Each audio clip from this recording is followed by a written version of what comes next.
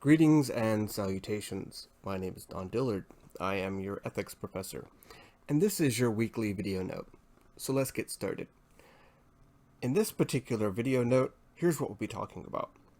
We'll be talking about the knowledge quizzes, we'll be talking about some study habits, and some changes that I'm making to the applied knowledge exercises.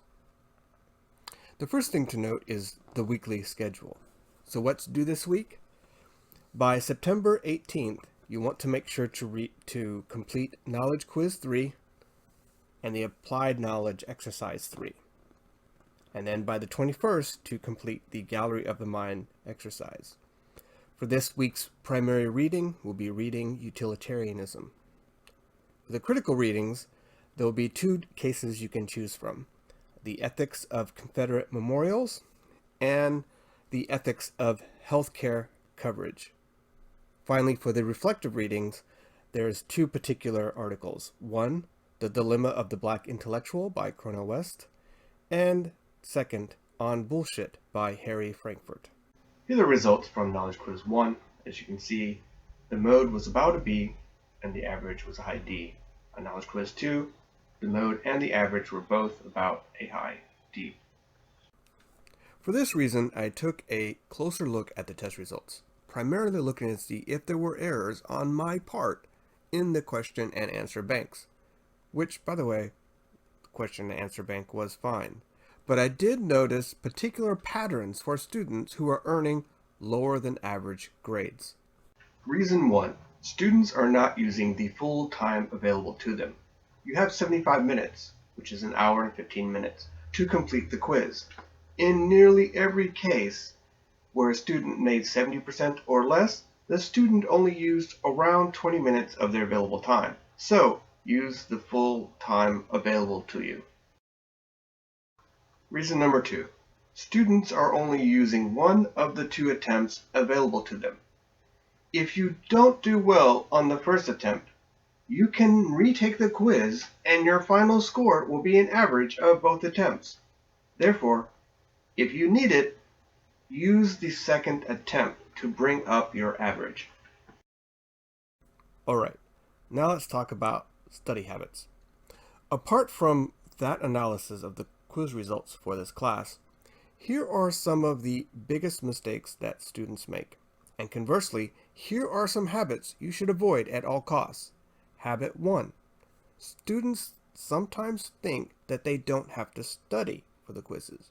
They think that they can pick up the primary reading material for the first time and look up the answers while taking the test. This is the worst habit to have. The questions on the quizzes are not straightforward. You need to think about the answer and then verify the answer in the primary reading. If you haven't read and studied the material, you'll probably end up glossing over important details. Details which you would have noticed if you had studied the material before taking the quiz. Habit 2. Students sometimes think that they can Google the answers rather than reading the material or using the material provided with the course. That's a big mistake as well. Why? The questions are drawn directly from the primary reading, and so the answer is keyed to the way the author has framed or stated certain things.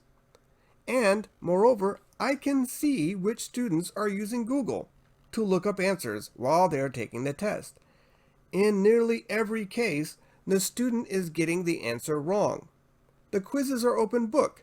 You have no reason to use Google. And it should be noted, I'm overlooking this habit for now. After this week, I'm going to start applying the penalties listed on the Academic Misconduct Agreement. To briefly recap, read and study the material 2 to 3 times before taking the quiz. Never take the quiz fresh. Second, do not use Google or the internet generally to source your answers. Only source your answers from the primary readings. Finally, I've made a slight change to the applied knowledge exercises. I am moving the applied knowledge exercises from a quiz format where only you and I can see the results to a public format on the discussion board where everyone can see the results. Why am I making this change? For two reasons. Reasons one, I have received a lot of positive feedback from students about being able to see the work of other students in the Gallery of the Mind exercises. While you can't copy your answers from other students, you're still able to see how other students are addressing the three-part questions for this exercise. And that leads to reason two. There is a lot of anxiety and stress involved when you are asked to come up with your own answers, especially in an online class. By being able to see the work of your classmates, you can see how other students might be struggling with the same questions or points that you are. None of this is easy by design, but it gets easier the more you do it. And it's somewhat of a source of comfort to know that the things that you are struggling with, others are too. Okay, that's all I have for now. I hope this was helpful. And until next time, take care.